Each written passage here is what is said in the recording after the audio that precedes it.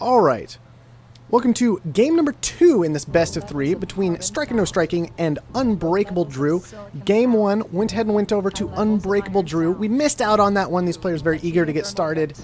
Not too big a deal. It was an interesting game. Stock prices rising very high. Offworld's getting built. Very long and extended game. I'm wondering if we're going to see a repeat of that, or if we're going to see a bit of a shorter game, because StrykerNoStriking over the course of the last game was significantly more aggressive one.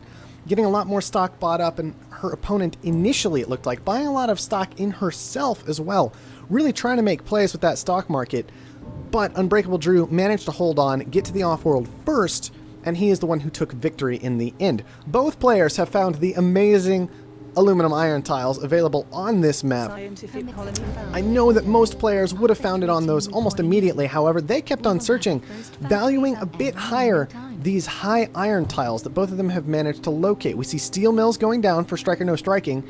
She's going for a very standard scientific play. She even has an adjacent geotherm for a potential superconductor play if that becomes viable at some point this game. And she is just going to grab a close little low aluminum tile for a 1 aluminum income to go with her steel mills and just push for some fast upgrades. UnbreakableDrew, on the other hand, he has simply taken a high iron mine and put down 2 steel mills. This will provide him 1.5 steel a second overall. Decent efficiency, and both these players will just try to quickly go ahead and push for level 2. High levels of silicon found. So, we've got some high water available over on the west side of the map. Most of the rest of the water is fairly low. Could be a solid map to end up as a scientific player on. Not seeing too many triangles available, however. The silicon is all in that northwest corner, the good silicon at least. And then you've got a bunch of low silicon scattered throughout, along with these iron aluminum tiles that I'm just going to be very, very sad are being ignored this game, if I'm honest. And we'll just try and move on from there as best as we can. Because obviously these tiles are amazing and fantastic, and I don't understand anybody passing up on them, but it's okay. So, we have a geotherm auction coming up. Now, last game, StrykerNoStriking basically let every single geotherm auction go to UnbreakableDrew. However, it seems like she's discovered that that might not have been the best strategy in the entire world. In particular, she's going to be a bit more inclined to fight over this one because it was right next to her base, and she definitely wanted it. However, letting it go for 6,000, that's basically a free claim over to UnbreakableDrew, who will want power eventually, at just the mere cost of 6,000 debt. It's going to be a very nice pickup for him. I kind of expect that to continue. Obviously, this auction, many players would value much, much higher. StrykerNoStriking does not seem to want to commit too much to auctions, does not want to acquire a whole lot of debt. Very concerned about having a low stock price, it seems. And so UnbreakableDrew, in the last game, ran away with most of the auctions that came up and ended up with quite a few extra benefits based on that. Drew has also taken a high aluminum tile, and it looks like a medium aluminum tile. That is going to be a significant amount of aluminum income headed his way to go along with his steel mills and just push for more and more upgrades. We also see a medium water tile secured, valuing that nearby water rather than going for the high and the medium together for potential greater amounts of water later in the game. StrykerNoStriking has also taken a medium water for herself and is deciding just to put a farm on this nice little low water tile right next to her base. Totally understandable and reasonable. Hopefully it will be joined by another farm in the near future so that we can have a nice solid 1.1 food income instead of 0.1 food income once life support has taken its toll. Got another claim flying out. It looks like UnbreakableDrew, in fact, wants another geotherm. So he has 2 geotherm tiles available, but has not yet placed a plant on either of them. Both of them very near to his base, and it's very easy for expansive players to abuse these when they have lots of steel coming in. However, UnbreakableDrew only on 2 steel mills right now. He's not producing lots and lots of steel, so I'm a bit concerned about this play. It looks like his water will actually end up being his primary source of income, but only once he actually puts the tile down. For now, StrykerNoStriking is the one pulling that in, pulling in the same amount of steel as Drew is, obviously far more efficiently, due to not requiring that iron. And we once again have a fairly close game on our hands.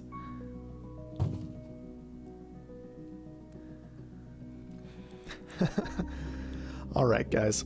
Water pump is coming down for UnbreakableDrew. It looks like StrykerNoStriking has not done any water selling just yet. It would be nice to see that happen. Before UnbreakableDrew really starts bringing water in. I kind of like this idea of you hold on to the water for a while, until your opponent goes ahead and puts down water. Then you flush your stockpile when maybe he's committed to it and he's not going to get as much out of it as one might expect. It's a nice little play, but we'll have to see that sell come before Unbreakable Drew actually starts getting those shipments in. Pirates have come up. This was the one thing Stryker was willing to fight over a lot last game. She was willing to push very, very hard on Pirates. We can see these Pirates already going up to 24,000. Both players putting a lot of value on these. 28,000 for Pirates over to StrykerNoStriking. Nope, Unbreakable Drew, he doesn't want any of it. 32,000. Both these players really like the Pirates, guys. They really like the Pirates.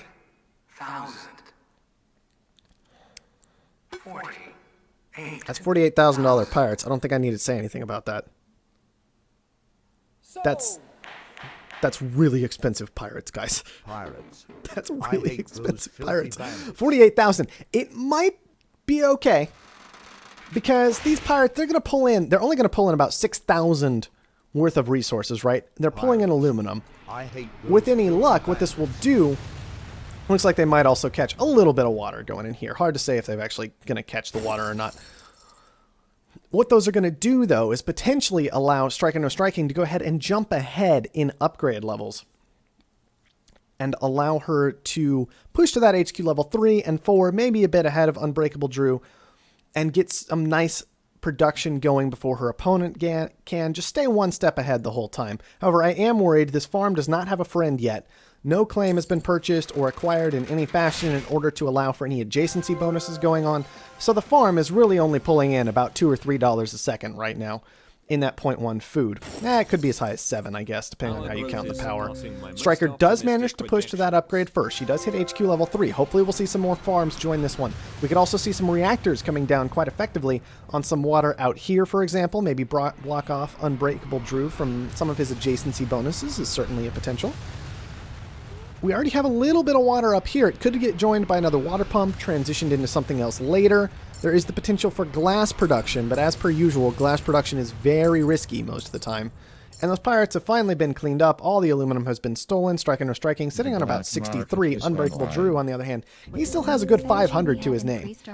He has also managed to push to HQ level 3. StrykerNoStriking has an electrolysis reactor going down next to her farm. Once again, a bit questionable because you really want to be abusing those adjacency bonuses in Offworld Trading Company. If it was 2 farms, it would be the equivalent of 3 buildings. Instead, with just an electrolysis reactor and a farm, it's the equivalent to 2 buildings, and you have to pay a full 2 buildings worth of resources for them. Not really where you want to be. Lots more water coming in for Unbreakable Drew. Very understandable. Water is still kind of maintaining its price quite well.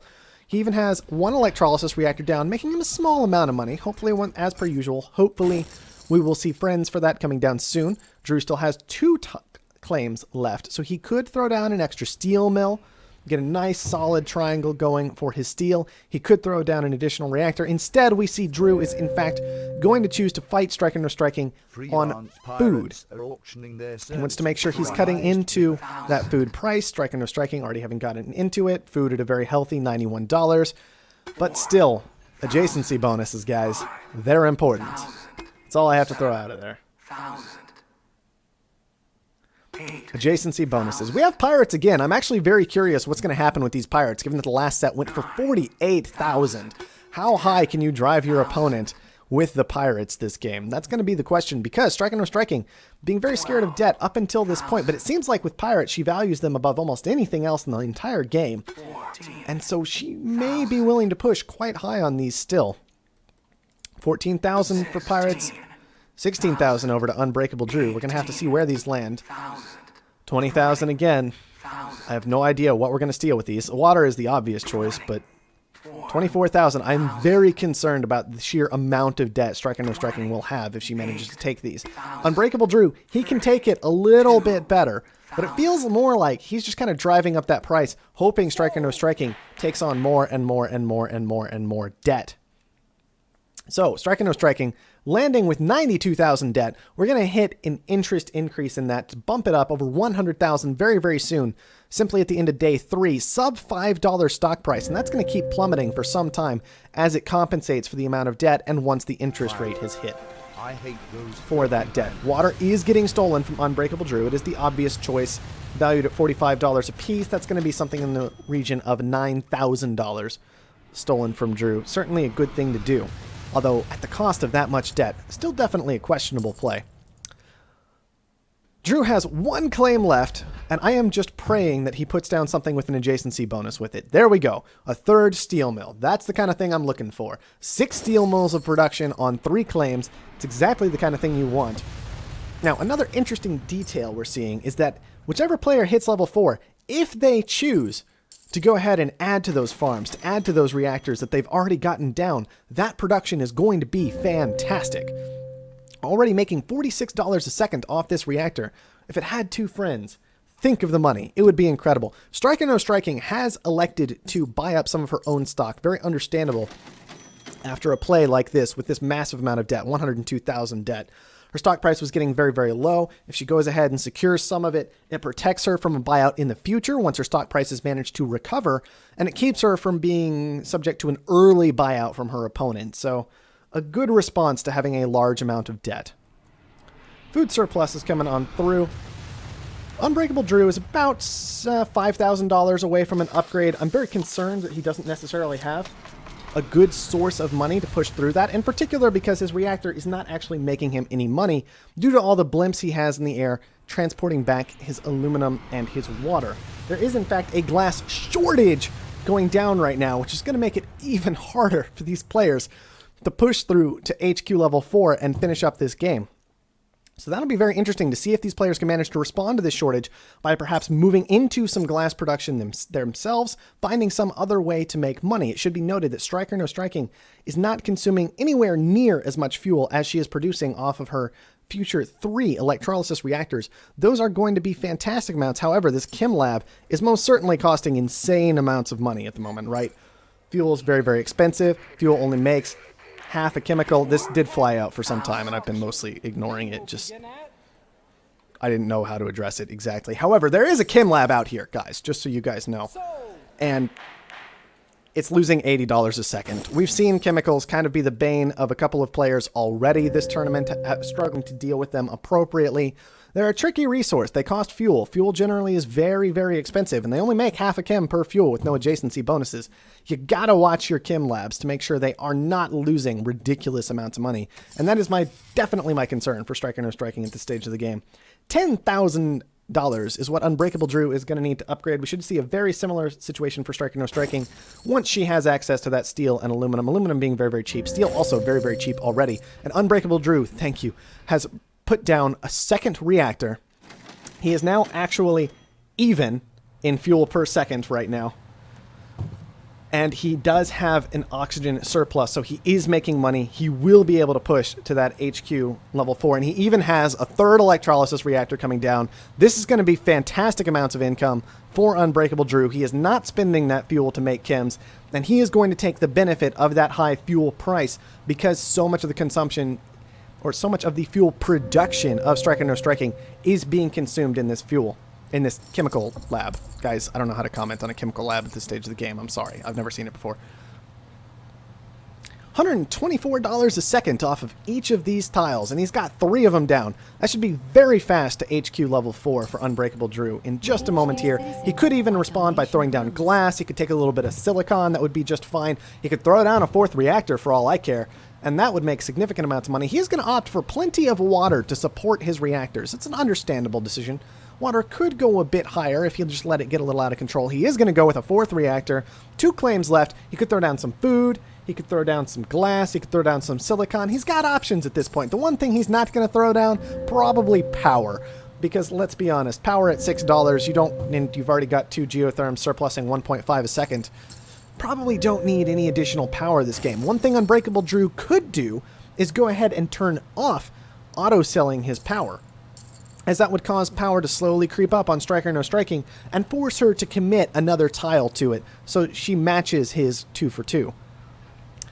Unbreakable Drew is going to throw down additional farms. I like this play in combination with the fact that he already secured a large amount of water. He's just in those very basic food, oxygen, and fuel resources that generally get to be so valuable over the course of this game. He could easily use this to both buy up the rest of his opponent's stock and secure HQ level 5, and then move on from there on just a massive amount of production to take down StrykerNoStriking. StrykerNoStriking actually going ahead and committing to a claim auction. She didn't really do this a whole lot last game, so it's good to see in particular this game, as it's kind of important to secure those claims as they become available, especially against an expansive player who will just outproduce you, given enough time. Alright, 24,000 for a claim auction. That's actually fairly reasonable to my mind. You can take a claim auction for 24,000. It is a bit difficult when you have 138,000 debt afterward and no real good way to pay it off. As you can see, once again, stock price plummeting. StrykerNoStriking is going to have to find a way to go ahead and secure those last 3 stocks that are available to her before her opponent manages to do it, because let's consider this. She has 6 stocks owned. She has 7 of her own stocks purchased, and yet her stock price is still a mere $4. That is how much of an impact this debt is having this game. In particular, just because of some potentially overvalued pirates toward the beginning of the game. UnbreakableDrew already at that nice 55%. He's starting to secure a little bit more stock. StrykerNoStriking actually going after her opponent's stock. Rather than simply securing all of her own, UnbreakableDrew will grab up those last 2 that were available. That leaves him with 3 out of 7 of his, 3 out of 10, 7 left of his opponent's stocks that he will need to push through at double cost. However, that double cost is still less than the cost of his stock. So this game could end momentarily with UnbreakableDrew making a ridiculous amount of money. However, I fear that he hasn't identified how close he actually is to victory. I don't know if he knows. He only needs that 52,000 to push to it, and exactly how close he is to that, considering he is actually already at the 100%. So we're going to hang out here and see if UnbreakableDrew manages to kind of identify the fact that he does have the game won. He just needs to go ahead and sell out and push into it, because frankly this water production is fantastic amounts of money right now. This food production is still going strong. Fuel got surplused, and so that seriously hurt the fuel, but then the fuel got EMP'd. It didn't really matter. UnbreakableDrew hasn't really noticed that he won the game yet. He's gone ahead and pushed to HQ level 5. However, it seems like StrykerNoStriking is pretty close to just death spiraling out, and it's going to force the win onto Drew sooner rather than later if the game just keeps going on long enough. Drew has plenty of options for these 5 claims he has left over. He's actually opting for more fuel, which is a bit questionable given that this electrolysis reactor will almost certainly be losing money when it comes online. However, more food is a bit more reasonable. Plenty of water to sell down to make the electrolysis reactor a bit more viable. And then 4 more claims to move again into something like carbon, silicon, glass. All of these would be perfectly viable options at this stage of the game. So UnbreakableDrew certainly not running short on options by any measure. StrykerNoStriking continuing to buy up stock in order to try and raise her own stock price and keep from getting knocked out of this game. I doubt it's going to be enough, given that she has 156,000 to push through. UnbreakableDrew actually choosing to defend himself in response. So StrykerNoStriking managing to hold on to this game purely by frightening her opponent from a much weaker position, which is interesting. UnbreakableDrew just going to take Perpetual Motion. Not a huge deal this game. Both players have been kind of flooding power on the market, but it pretty much does guarantee that that power price is likely going to stay terrible for the rest of this game. And that Drew's not going to have to worry about it, at least. So there is that to be said. StrykerNoStriking actually going ahead and buying back all of her own stock.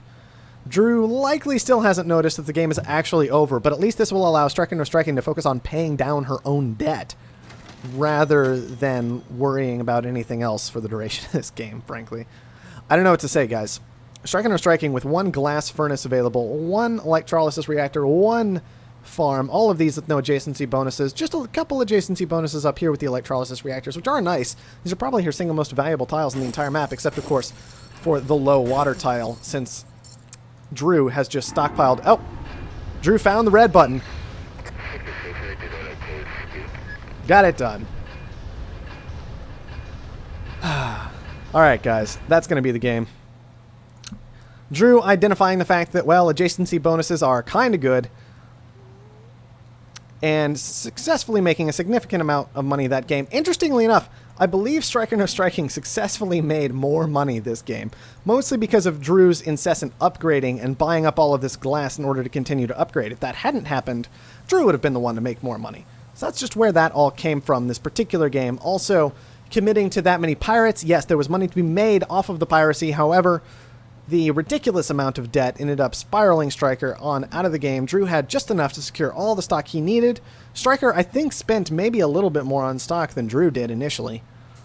And that didn't really pan out toward the end of the game, because when you've bought up all of your stock and your price is still below $5, it is very difficult to go ahead and win the game from there. Alright, guys. That was the second game in this best of 3. Drew has now won both of them, so he is going to be moving on through to face PB Head in the next round of the tournament. And, well, we'll see what happens when those two come up against each other. For now, though, I think that's all we have to say about